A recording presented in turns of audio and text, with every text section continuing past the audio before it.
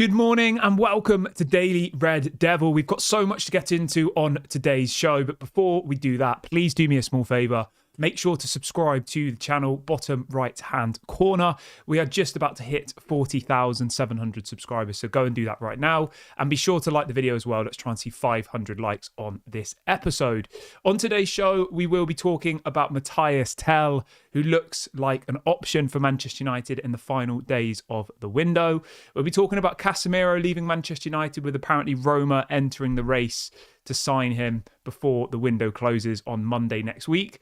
Rashford to Barcelona has taken a big step forward as well.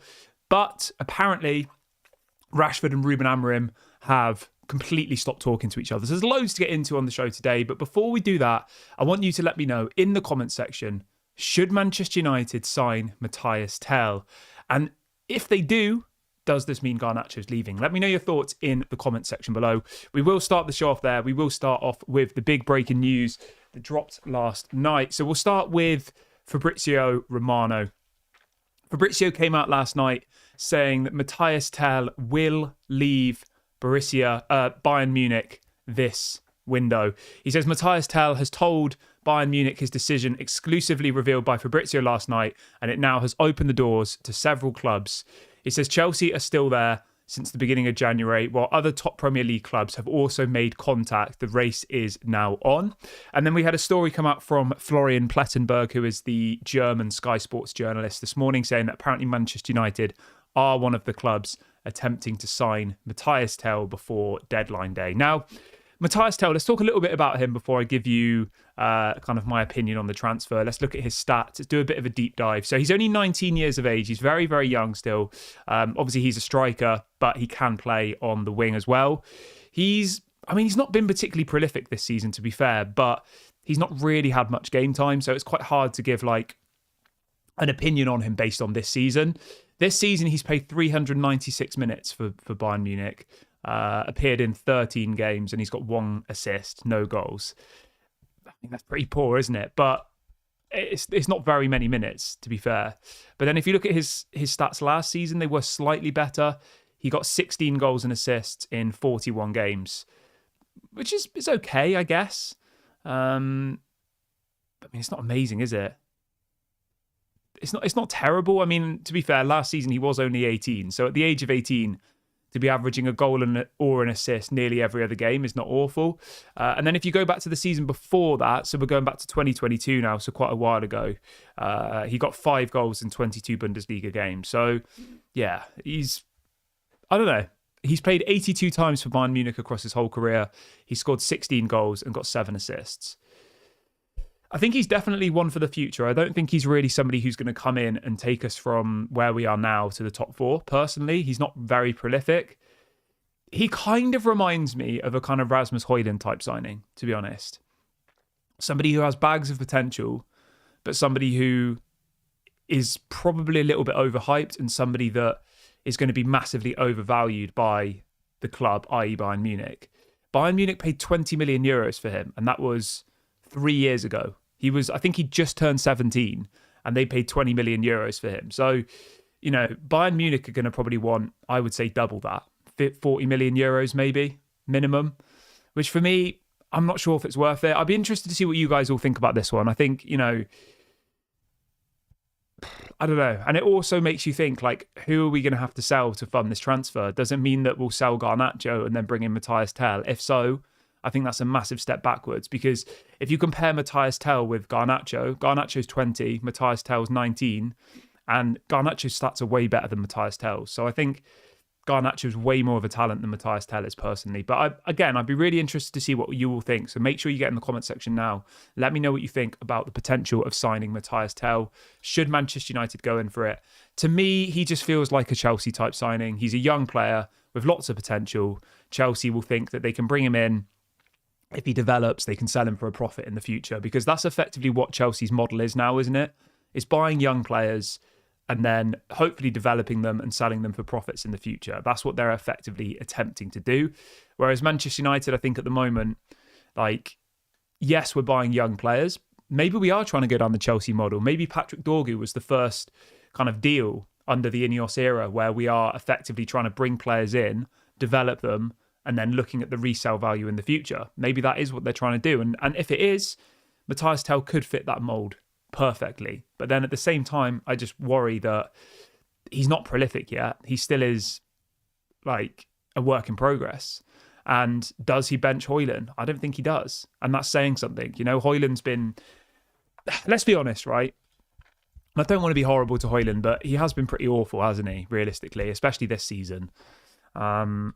I know he seems to be supported by the fan base or some of the fan base, but I think, you know, this is going into, is this his second season now, isn't it? Or is it his third season? We signed him in August. So we had 2023. This is Højlund's second full season, isn't it? But it is. But when you look at his stats, like this season, he's played 28 times and scored 7 goals. So what's that? 7, 14, 21. So he's averaging 1 goal every 4 games, which is not, I'm sorry, that's not good enough for a Manchester United striker. And I know people will say, oh, he doesn't get opportunities. Okay, fine. But his hold-up play is awful as well. Most of the time, he just finds himself wrestling with the defenders, and he never seems to win the battles anyway. He's played 71 times for Manchester United in his career, Højlund, and he scored 23 goals. And I think a lot of those goals were in the Europa League as well. In the Premier League, he's only scored 12 goals in 48 games. So yeah, he's averaging a goal every 4 games, which if you look over the course of a season, how many games are there in a season? It's 38 games, isn't there, in a season? So if you do that on average, at the moment, he's like a 9-goal-a-season striker in the Premier League. Like that's not good enough for Manchester United. I mean, and then if you compare that with Mathys Tel, right? So Mathys Tel is, I think he's a couple of years younger than Højlund, isn't he? Højlund is 21. Mathys Tel has played 60 times for Bayern Munich in the Bundesliga, and he's got 12 goals. So, I mean, they're kind of similar level strikers, I think. They're not massively, neither one of them are massively prolific. They're both young. They both have talent. It's just whether they are good enough at this point to take Manchester United to the next level. And I mean, the fact that he's at Bayern Munich and he doesn't really get any game time kind of just worries me a little bit. But I'd be really interested to see what you guys all think about this. Manchester United looking at signing Mathys Tel from Bayern Munich. Let me know your thoughts in the comment section. Let's see what people are saying today. Let's have a little look. Anthony says he gets no service and he's got the best conversion rate.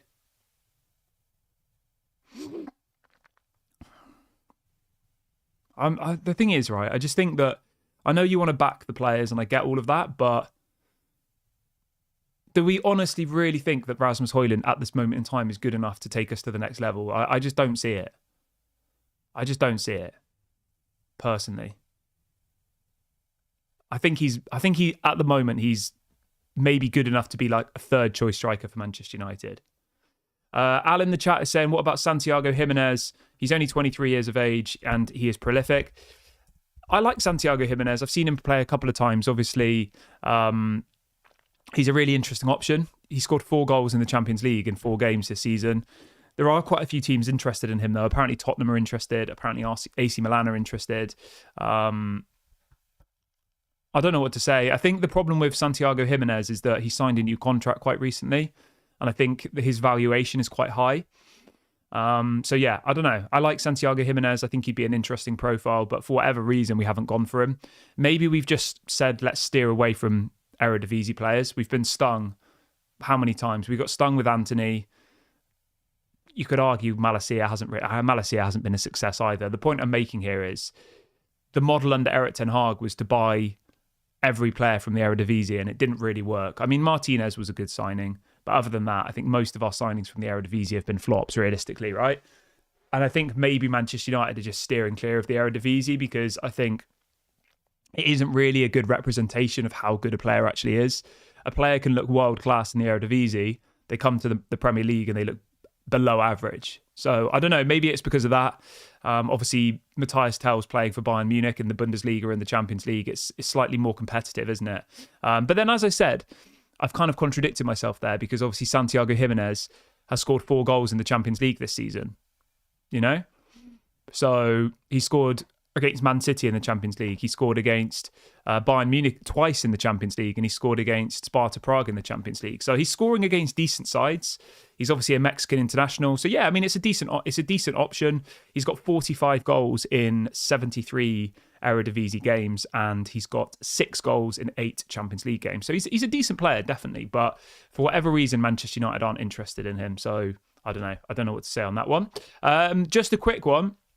Everyone who's just joined the video, if you are watching for the first time today, please do subscribe to the channel. We're very, very close to hitting 40,700 subscribers. So please go and do that right now. I've just dropped a link into the chat to do that. And be sure to like the video as well. We've got over 500 people watching live now. The likes target is 500 for this episode. So make sure you like the video right now and let's get to that next target. Somebody in the chat is saying, why don't we promote Chido Obi Martin?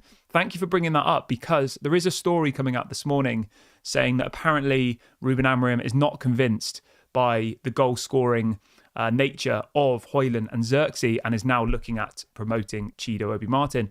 I'll be honest, I don't think it could be any worse, to be honest. Like, I honestly don't think it could be any worse than Højlund and Xerxes. And I think Xerxes actually been all right.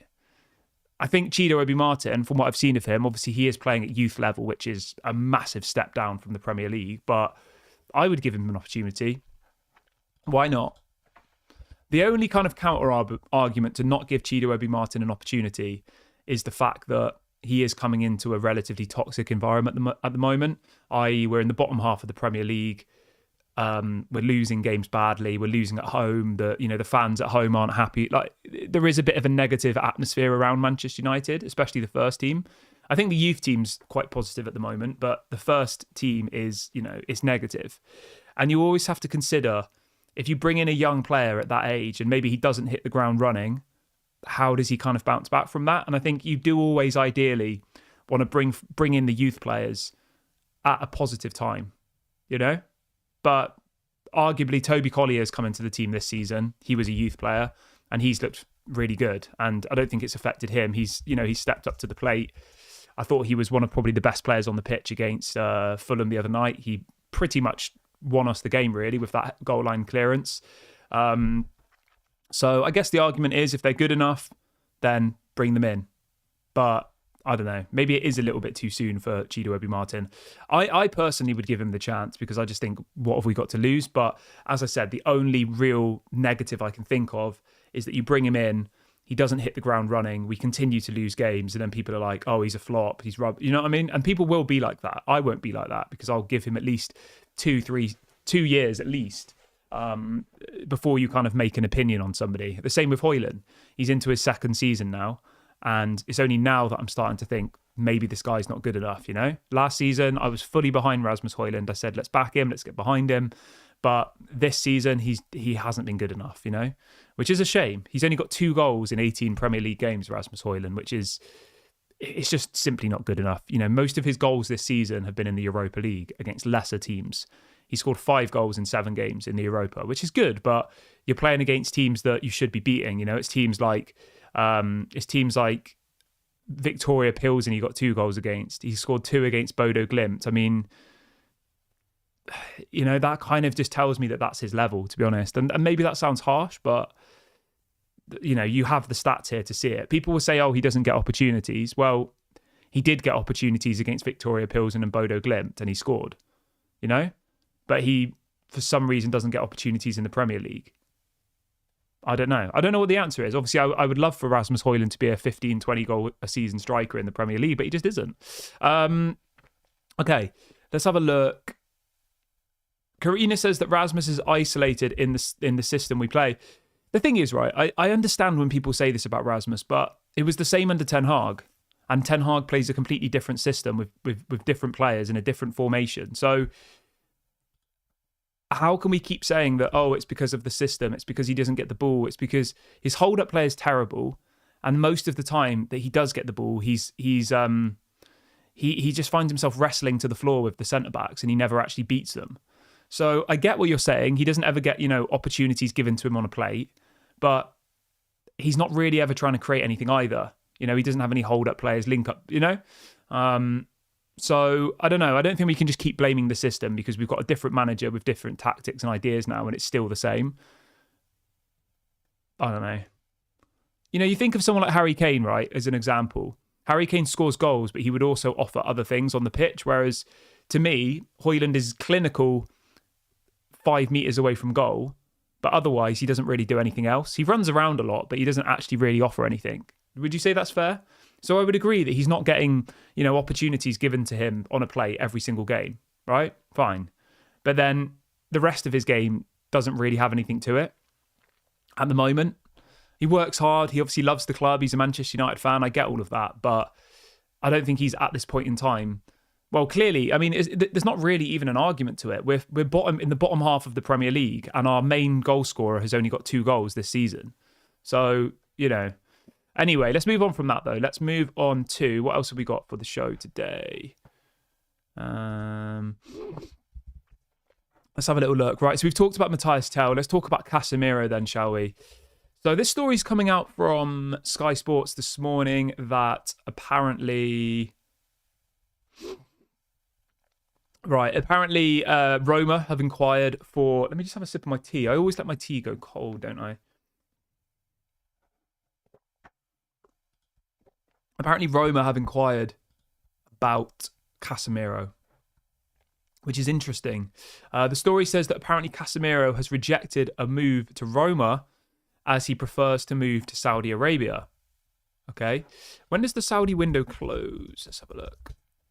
So the Saudi window closes on January the 31st. I mean, he's not going to move to Saudi, is he? That is on Friday. So if Casemiro wants to go to Saudi, he needs to move there by Friday. That's not going to happen. Whereas the Serie A window, let's have a look. Serie A window closes on the 3rd of February, which is on Monday. I mean, there's not really very much time left of this window, is there, to get deals done? It's literally this Monday. So you've got you've got today, you've got 6 days until the window closes, 6 whole days. And I think there's going to be a real flurry of activity in those days as well. Obviously, we need to find out what's going to happen with Garnacho, with Rashford, Casemiro.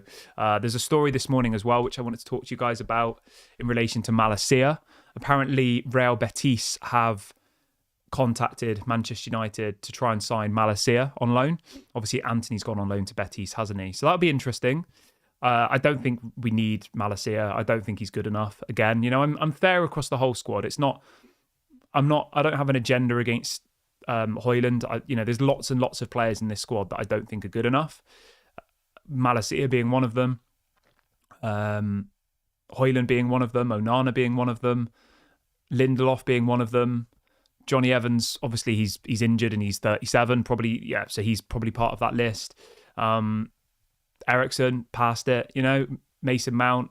I think, yeah, do you know what I mean? There's plenty of names that need to be moved on. So it does excite me that, that we might be able to, fingers crossed, we might be able to get rid of some of these players towards the end of the window. But obviously, if we do that, we're going to have to strengthen, because at the moment, we've let Anthony go, which was sensible, and we've brought in Patrick Dorgu kind of as his replacement. I think. I know people think that Patrick Dorgu is just going to be a left back, but Patrick Dorgu this season for Lecce has played mainly at right wing, so I think he's probably more going to be a right wing back, which will probably mean that Dalot will maybe play at left back. When's Luke Shaw back from injury as well?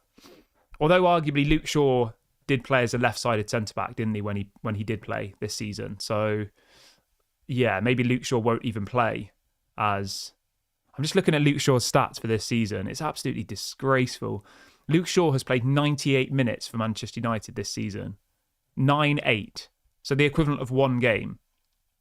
And all of those appearances were at centre-back. He hasn't played at left wing-back once. So that kind of does say something, doesn't it? That... he's probably going to be a centre-back, Luke Shaw, isn't he?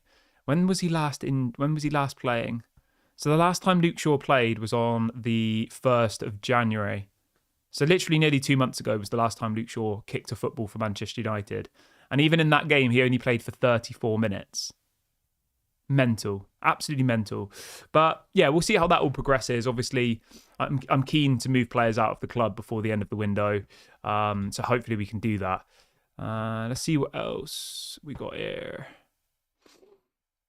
Zane says that Højlund would benefit from a loan. Well, there are some reports this morning suggesting that apparently teams in Serie A are interested in bringing Højlund back to Serie A. It won't be in January, obviously. It'll be maybe in the summer.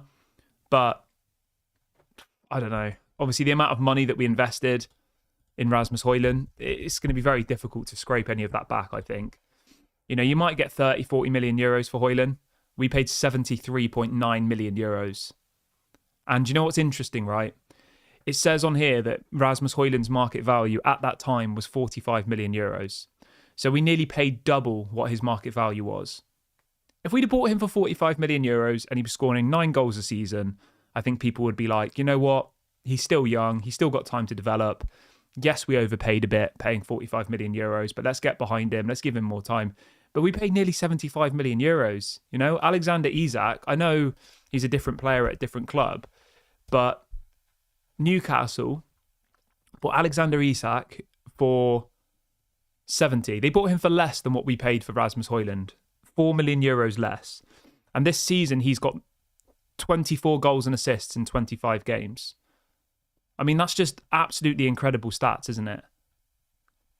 Isak this season has scored more goals in one season in the Premier League than Højlund has scored in his whole career across 2 years. Yeah, you look at Isak's stats, he's got 54 goals in 92 games. So he's averaging more than a goal every other game. And he gets assists as well. I mean, he's a phenomenal player. But again, it just shows that how bad our scouting network is and how badly we overpay for players. The fact that, they've got themselves nearly a 20-goal striker for 70 million euros, which is probably how much you should be paying for a 20-goal-a-season striker. And Manchester United have got somebody who can barely score. I mean, he scored 2 this season. Isak's got 21 goals last season in the Premier League. That's absolutely incredible. But anyway, Ant says, just for context, a little bit more money on top and we could have got Osimhen instead. Yeah, I think the problem with Osimhen is his wages. I think Osimhen is on big money and would want big money to move to the Premier League. And I think that's what's put a lot of the Premier League clubs off. He's on about 200 grand a week at the moment, Osimhen. And apparently, when he was linked to Arsenal and other teams, the stories coming out were suggesting that he wanted around 350 grand a week and wanted to be one of, the highest earning players in the Premier League. Whereas Højlund was more of a cheap option. He was 85 grand a week. So if you look at that over the length of a contract, which is how you kind of have to do it, right? Rasmus Højlund's contract at Manchester United was worth a total of £17 million across 4 seasons. That's how much we're going to pay him in wages. Whereas, say Manchester United got Osimhen on, say it's a 4-year deal, just to make the math simple, right? His contract on 350k a week, which is apparently what he asked for, would be worth about 75 million. So can you see the difference there? Although Osimhen and Højlund would have been a similar transfer fee, the wages would have been astronomical versus what we're paying Højlund. As I said, Osimhen's wages on a 4-year deal a 4-year deal on 350k a week would have been just under 73 million pounds across 4 years, whereas Højlund's contract's only worth 17 million, 17. So you can see why they went for a cheaper option, because the wages are less, and they'd obviously hoped that he would come in and he would hit the ground alight and everything would be good, but it hasn't really worked, has it? But let's move on from that and let's jump on over to Marcus Rashford then, shall we? So the story this morning coming out from Sky Sports is that apparently Manchester United are hopeful that Barcelona will move forward with the deal. Barcelona have just sold one of their youth players to, I think it's to one of the Saudi clubs for like 5 million euros, which is apparently now enough for them to do the Rashford deal. Sky Sports are also suggesting this morning that apparently Rashford and Ruben Amorim don't even talk anymore. That's how bad the relationship's got. It doesn't surprise me. I mean, do they even need to talk? If I'm Marcus Rashford, right, I'm going into training every day and I'm making sure I am the best performer out of any of the players in training. And then eventually the manager will see that and he'll say, Marcus, you did really well today. You're back in the team. It's as simple as that, I think. But Marcus is obviously just like, oh, no, I'm not doing that. Oh, screw this. I'm not. You can just tell from what we've seen of him on the pitch that the route back to the first team is simple. I think Ruben Amorim's message is to the whole squad. Obviously, it's been directed at Rashford at the moment, but if there's anybody who's not performing in training, they won't be selected. It's as simple as that. So what do you do if you're that person? Do you go into training the next day and work harder than you ever have in your whole life? Or do you do an interview with Henry Winter saying that you're ready for a new challenge? And we know what Rashford did. So I don't have any sympathy for Rashford. I think there's a lot of people in the media who are trying to make out that, this is a horrible way of treating a player and all the rest of it. I mean, imagine if you went to your job, right? Just think of it like this. It's simple. Imagine if you go to work for the next 2 years and you do less than half of what's expected of you and you're on a massive salary. You would be fired. You'd be gone. They wouldn't, there wouldn't be, oh, Rashford has feelings. You would be out. There'd be no arguments. They bring you in and say, you're not performing to the level we expect. You're not even putting in any effort. You're going up drinking before work. You're not turning up to work on time. You're not even trying in our kind of meetings and stuff. You're one of the highest earners at this company. It's not acceptable, and you'd be gone. Simple. But in this situation, because they're all celebrities, because it's all in the public domain, it's like, oh, I'm Team Rashford. Oh, I'm Team Ruben Amorim. It's just stupid. There is no Team Rashford or Team Ruben Amorim. Rashford needs to leave Manchester United. It's as simple as that. And you know what? I hope for the best that he goes somewhere and he does well and he has a good rest of his career. I have no bad blood towards him. I just think that this whole thing of, aligning yourself with one of these people and being like, Rashford's been unfairly treated. Oh, Ruben Amorim shouldn't be saying. It's just rubbish. It's complete rubbish. And I actually personally think it's refreshing that we finally got a manager who comes out and speaks the truth, and a manager who's not afraid to talk to the media and tell them what's going on. Because us as fans were blocked from everything under Erik ten Hag. Erik ten Hag would say nothing. And it was so frustrating watching his press conferences. He'd say, oh, we're in a process. You've just lost 4-0. And he'd say, oh, we played well. We deserve to win. And Ruben Amorim, even when we win, like, we didn't play well. I'm not happy. And I like that. I think that's good, because what he's doing is he's trying to instill an elite mentality at this football club, which is what we've been crying out for ever since Sir Alex Ferguson left. We tried to do it under Ralph Rangnick. He got sacked because he spoke the truth. Ole Gunnar Solskjaer was just all smiles and laughs and was letting the players do what they wanted. And then when the results started to turn bad, they chucked him under the bus. And Erik ten Hag, I think he did try. I mean, he won us 2 trophies. Fair play to him. I honestly think, right, in 10 years' time, we'll look back and we'll think that Erik ten Hag was one of the best managers that we've had since Sir Alex. Mourinho was probably number 1. I would probably say Erik ten Hag number 2. I know he made a lot of mistakes, but the fact that he won us 2 trophies, got to another FA Cup final, got us a 3rd place finish with pretty much this same squad is pretty remarkable, really, because I think a lot of this fan base thought that, including myself, a lot of this fan base thought that Ruben Amorim would come in and we'd start jumping up the table. Whereas in reality, Ruben Amorim's come in and we've got worse. And that shows how bad this squad is. And that shows that it wasn't really a managerial problem. It's a deep rot that needs to be rooted out. And unfortunately, Marcus Rashford is part of that rot. There are many people part of that rot. Many players at this club who are sat there doing nothing, think they're better than they are. Casemiro is another example, earning astronomical wages and not paying back the club for what they're being paid effectively, Big ups to Fred, who's just gifted 5 memberships to the Daily Red Devil Members Club. Thank you very much for your support, my friend. I hope you are doing well. But yeah, I went off on a bit of a rant there, but I'd be interested, if you disagree with me, that's fine. If you think that, if you think that Marcus Rashford is being unfairly treated, let me know. I just don't see it. I just don't see it.